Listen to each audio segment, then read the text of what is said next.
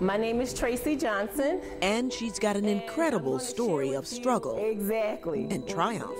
They can't really treat you if they don't know what you have. She has dyslexia.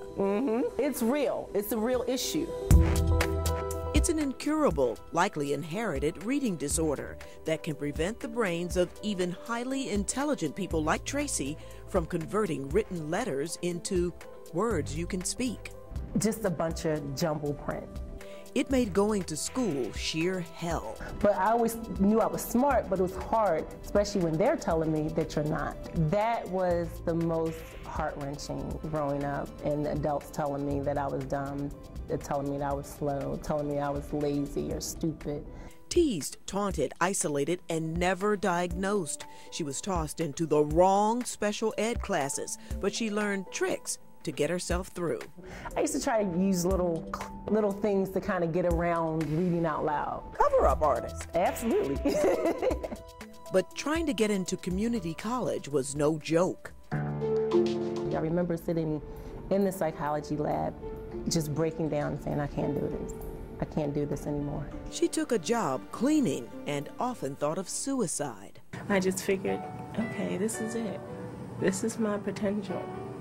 So I ended up just working for a while in dead-end jobs, and that's how I ended up cleaning for the school system, and years went on, and I said, I can't settle for this.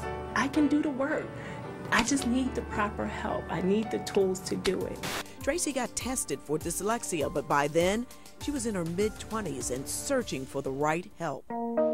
I saw her reading about the 4th grade level. Certified reading specialist Judy Mazur has been working with Tracy for about 16 years. Or even I can scan it in and email it to you. She still is. I can send that to her. She now has a bachelor's degree in psychology, a master's in special education, and she's working on a second master's. And she was just awarded an honorary PhD in ministry.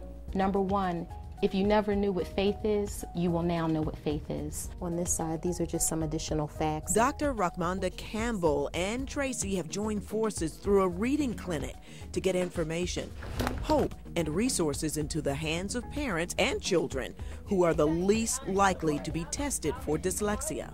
The sooner that you intervene, the sooner you can get help. We need some type of visual in our minds to help us to remember which way that D is going, which way that B is going. And we have to slow down and think about it.